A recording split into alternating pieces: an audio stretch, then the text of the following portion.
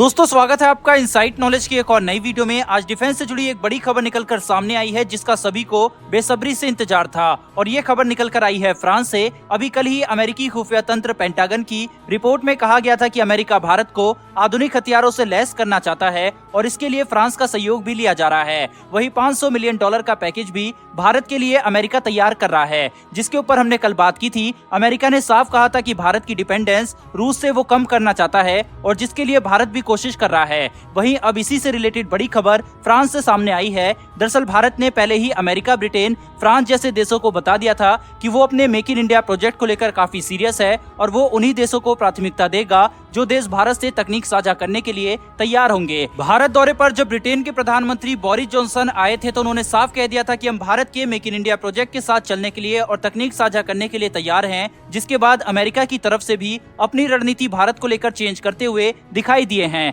लेकिन एक बड़े क्षेत्र में बाजी मारी है फ्रांसीसी कंपनी ने। अभी हाल ही में भारतीय डिफेंस मिनिस्ट्री ने ऑफसेट पॉलिसी को लेकर फ्रांस को फटकार लगाई थी। वहीं $43 मिलियन की पेनल्टी भी भारत ने इम्पोज की थी डिफेंस कंपनियों पर ऑफसेट पॉलिसी में डिले के कारण। ऑफसेट पॉलिसी यानी कि भारत किसी कंपनी से हथियारों की डील करता है और वो 300 करोड़ से अधिक की हो तो कंपनी को कम से कम 30% उस डील का भारत में खर्च करना होता है। और इसी को लेकर भारत की डिफेंस मिनिस्ट्री और फ्रांसीसी कंपनी के बीच नाराजगी चल रही थी। इतना ही नहीं, सैफ्रॉन इंजन को लेकर भी भारतीय मिनिस्ट्री ने 1 महीने के अंदर रिपोर्ट सौंपने को बोला था। वहीं पर दोस्तों अब इसी को लेकर बड़ी अपडेट सामने आई है। सबसे पहले आप रेफरेंस के तौर पर इंडियन डिफेंस न्यूज का आर्टिकल देख सकते हैं स्क्रीन पर, जिसमें लिखा हुआ है Safran GTRE Rafale FTV engine trial likely to commence in 2028। दरअसल जो रिपोर्ट निकलकर सामने आई है उसके मुताबिक Indian gas turbine research establishment यानी GTRE, DRDO लैब और फ्रांसीसी multi role aircraft engine Safran इस महीने के अंत तक यानी कि 10 दिनों में भारत के 5th जनरेशन एयरक्राफ्ट एमका कार्यक्रम के लिए एक नए 110 किलोन्यूटन थ्रस्ट जनरेट करने वाले इंजन के लिए जॉइंट वेंचर डील पर इस महीने के अंत तक साइन कर लेंगे। यानी कि आसान भाषा में समझे तो फाइनली भारत फ्रांस की सैफ्रॉन कंपनी के साथ मिलकर 110 किलोन्यूटन थ्रस्ट का नया इंजन निर्माण करने वाला है। इन्हें डसॉल्ट एविएशन द्वारा बनाए गए फाइटर जेट राफेल एयरक्राफ्ट पर टेस्टिंग के लिए 2028 तक तैयार कर लिया जाएगा। राफेल को नए इंजन के लिए फ्लाइंग टेस्ट बेड के रूप में इस्तेमाल किया जा सकता है। ये पूरी उम्मीद है कि 2028 तक या 2029 के शुरुआत तक एमका एयरक्राफ्ट के लिए इंजन का निर्माण DRDO और सैफ्रॉन मिलकर कर लेंगे। वहीं इसको लेकर और भी कई इंटरेस्टिंग बात निकलकर सामने आई है, जैसा कि इस इंजन को एयरक्राफ्ट में इस्तेमाल करने से पहले काफी कठिन परीक्षाओं से निपटना होगा। सेवा में प्रवेश करने के लिए तैयार होने से पहले इसे अपने आप को साबित करने के लिए बेंच रनिंग में 10,000 घंटे और लगभग 5 से 6,000 घंटे के इन फ्लाइट टेस्टिंग से गुजरना पड़ेगा। वहीं पर सैफ्रॉन और GTRE राफेल में इनका उड़ान परीक्षण करने के बाद एमका के प्रोटोटाइप में से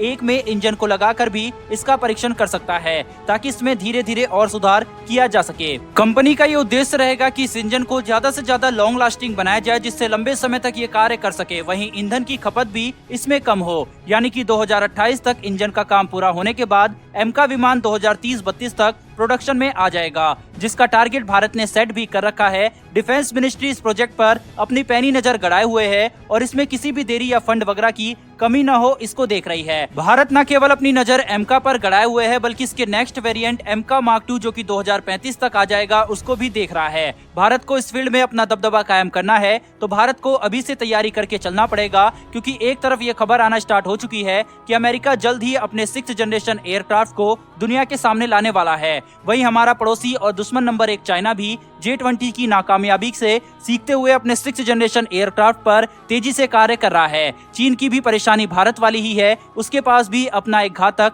इंजन मौजूद नहीं है, इसीलिए उसके एयरक्राफ्ट फ्लॉप साबित हो रहे हैं। लेकिन जिस तरह से चीन 6th जनरेशन एयरक्राफ्ट पर काम कर रहा है, ऐसे में यह आशंका जताई जा रही है कि भारत एक बार फिर से इस रेस में पिछड़ सकता है, क्योंकि जब तक भारत का 5th जनरेशन एयरक्राफ्ट एमका बनकर तैयार होगा तब तक चीनी एयरक्राफ्ट अपने फाइनल स्टेज में होगा और एक बार फिर एडवांटेज गेन कर जाएगा चाइना। हालांकि इससे निपटने के लिए भारत ने एक बड़ा कदम उठाया और वो ये है कि भारत इसी एमका में इस तरह के फीचर्स ऐड करेगा कि इसमें 6th जनरेशन तकनीक को भी ऐड किया जा सके। भारत काफी देर से आत्मनिर्भरता को लेकर जागरूक हुआ और इसमें पिछली सरकारों की कमी अवश्य थी, लेकिन अब भारत सरकार को रिसर्च एंड डेवलपमेंट में ज्यादा से ज्यादा पैसा खर्च करना चाहिए और जो देश भारत के साथ आना चाहते हैं उनके साथ मिलकर आधुनिक से आधुनिक हथियारों को विकसित करना चाहिए। बहरहाल ये अच्छी खबर है कि फाइनली भारत फ्रांस के साथ मिलकर इंजन का निर्माण करेगा। भारत और फ्रांस की इस दोस्ती के लिए कमेंट बॉक्स में जय हिंद जरूर लिखिएगा। साथ ही मेरी एक छोटी सी रिक्वेस्ट है कि अगर आप चैनल पर पहली बार आए हैं तो चैनल को सब्सक्राइब कर बेल नोटिफिकेशन को ऑन कर लें, जिससे आपको डिफेंस और वर्ल्ड अफेयर्स से जुड़ी ऐसी वीडियो